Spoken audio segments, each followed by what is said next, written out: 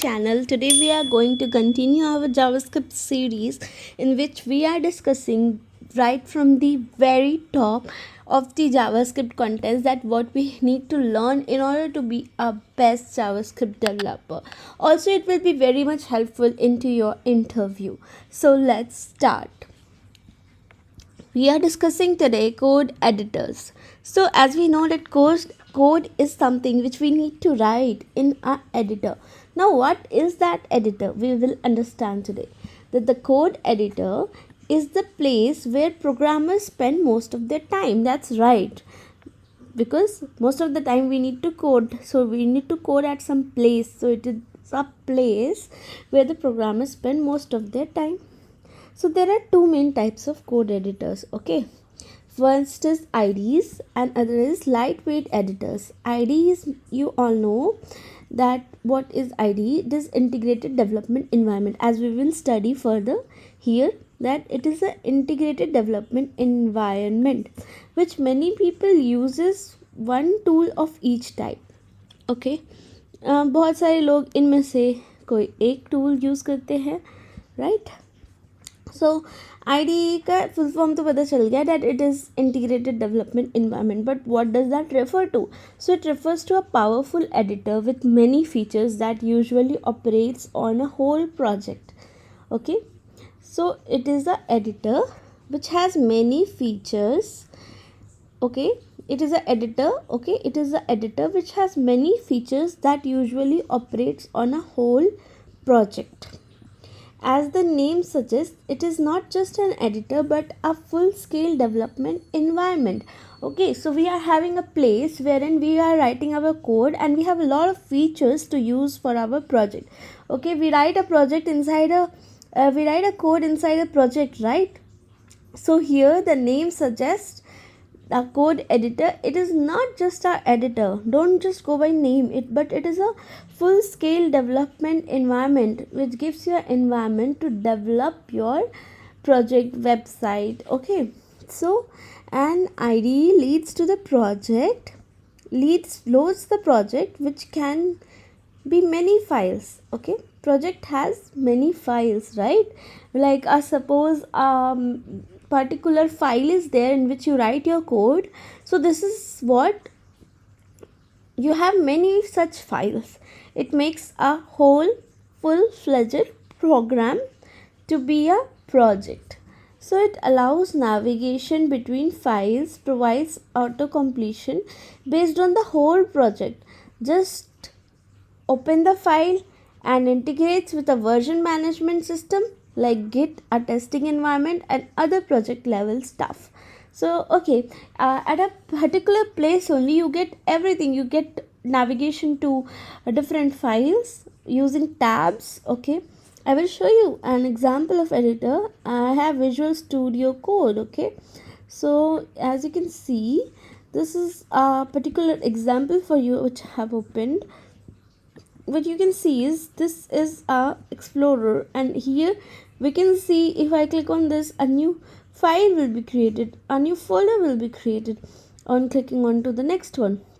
So all these are what? Folders, and inside that, what is this? This is the file. This is the JSX file. It's a React file which we will learn post learning JavaScript. Okay, so this is what I wanted to let you know. So here you can see that we have the tabs, right? I can switch between different files. These are the different files. These are the different folders, and I can switch between them very easily. I can also use the terminal and use the Git here. And what is Git? So Git is something where you it helps to make your code maintainable when many people are working on the same project. Okay, so if the Git is set or not, we can check using Git remote. If I give Git remote, if it gives me origin, that means I am having my Git initialized. If I write Git branch, so see, it gives me how many branches are there on that particular Git. So Git is something which needs to be taught very separately. So we will come back to it, but for now understand that Git GitLab, GitHub, these terms you will listen, wherein you will have to understand that we need something to be, what is Git is that there you can push your code. Okay, you can take your code from your local system and put that onto the Git server. It's actually something where it is a open source. Okay, Git is open source, everyone can access it freely. And when you are working on a particular project, let's say in our office, then there are many people working on the same project. To able to manage it, Git is used. Okay, so suppose there is one branch, that is main, that we just saw.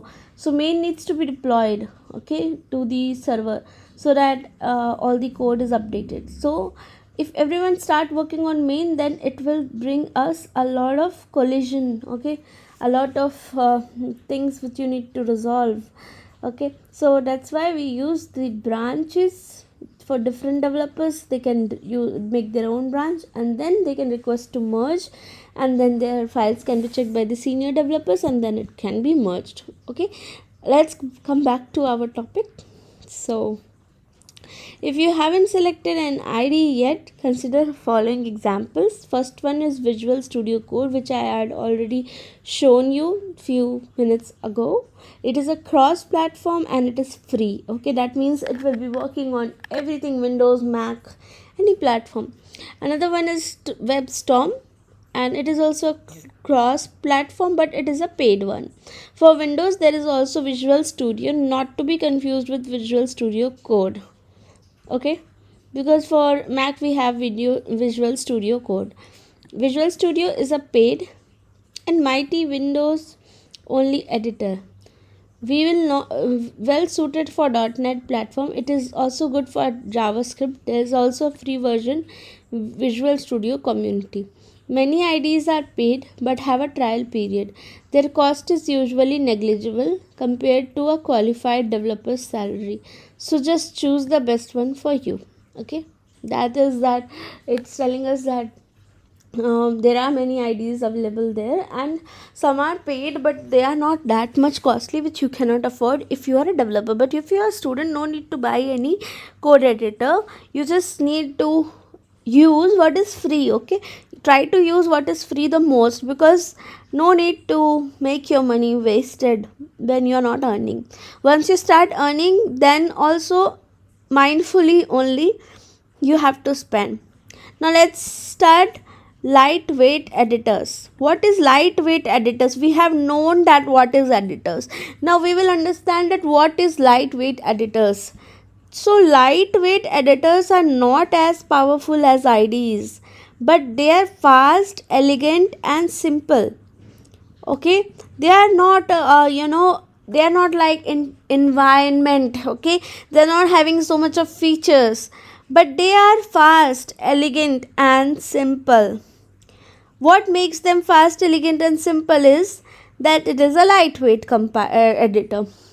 So they are mainly used to open and edit a file instantly. अगर आपको तुरंत कुछ करना, you need to do something instantly, then it is preferred. The main difference between a lightweight editor and the IDE is that the IDE is working on a project level, so it loads much more data on start, analyzes the project structure if needed, and so on.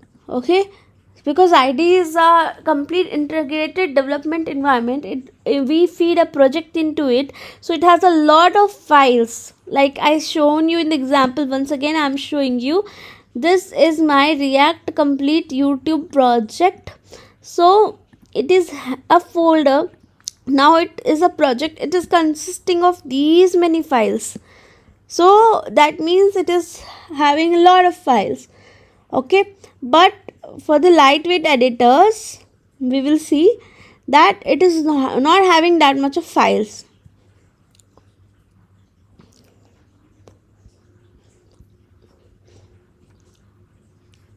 The main difference between the lightweight editor and IDE is that an IDE works on a project level, so it loads much more data on start करते के साथ उसके अंदर it loads a lot of data, and it analyzes the project structure that if needed and so on. a lightweight editor is much faster if we need only one file. Okay, if I need only one file, then no need to open the whole IDE. In practice, lightweight editors may have a lot of plugins, including directory level syntax analyzers. Okay, it has a lot of plugins as well, auto completers. So there is no strict border between a lightweight editor and an IDE. That means it also comes with a lot of plugins, and with plugins you can install a lot of features with it. There are many options. For instance, first is the Sublime Text. It is also what I show you here. It is a editing done right download for Mac, it says. Now what is this? It is a lightweight editor. Okay, just a minute.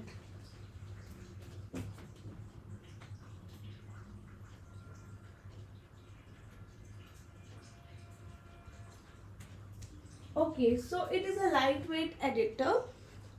Sublime is a lightweight editor.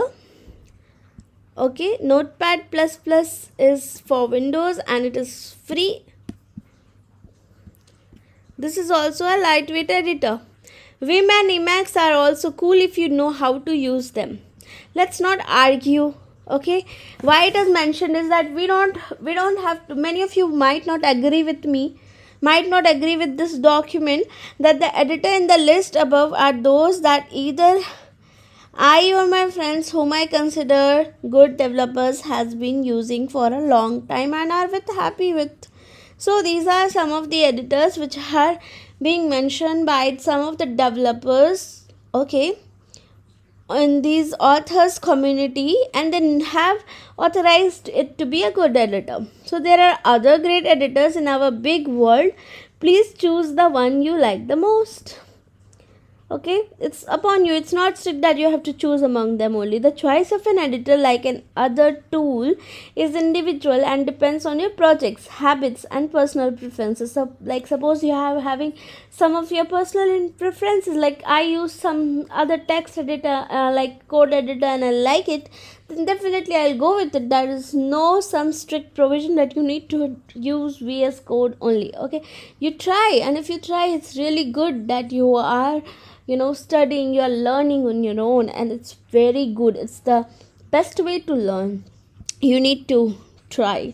So the author's personal opinion is that I would use Visual Studio Code if I develop mostly front end, and that's what we use. Okay, being a front end developer, we also use Visual Studio Code. Otherwise, if it's mostly another language platform and particularly front end, then consider other editors such as Xcode for Mac, Visual Studio for Windows, or JetBrains family, WebStorm, PHP Storm. These all are JetBrains family, RubyMine, etc. depending on the language you are using. Okay. Now let's come to the next topic, that is developer console. It is a very important topic. Why? Because we are going to discuss what is developer console, and it is the developer's best friend. Let me tell you why. So code is very much prone to errors. What does this mean? That our code is having it might be prone to lots of errors, and you will quite likely make errors. Okay, everyone on this earth is a human. Okay, we all make mistakes. Oh, what am I talking about? You are absolutely going to make errors, at least if you are a human and not a robot. See, the author says the same thing. But in the browser users don't see errors by default. ठीक है, browser में हमको by default error नहीं दिखता है. So if something goes wrong in the script, we don't see what's broken and we can't fix it. ठीक है, बहुत बार क्या होता है कि ब्राउज़र में नहीं दिखाता कि एरर क्या आ रहा है, तो हमको देखना होगा ना. We need to see to fix it what went wrong in the script, in our code. To see errors and get a lot of other useful information about scripts, developer tools have been embedded in browsers. ठीक है, तो JavaScript में हम क्या करते हैं, हम log use करते हैं, console.log. ठीक है, ताकि हमको एरर दिख सके. या अगर एरर आता भी है तो वो लॉग में कंसोल में, यहाँ पे आप देख सकते हो ये कंसोल में ये प्रिंट हो जाता है कि क्या आपका एरर है, ठीक है। तो it is a very helpful tool for developers. Otherwise, developers won't be able to find the errors so easily.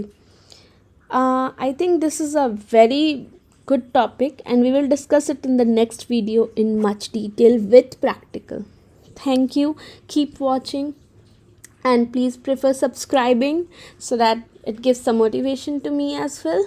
And if you have any comments or doubts or anything you want to convey regarding the video or the lectures, for anything that you want in particular, and what went right and what went wrong, and anything that you've noticed and you want to suggest something different, the form of anything, the understanding, everything you can suggest over the comment. And please prefer liking the video and subscribing. Thanks a lot. Bye bye viewers.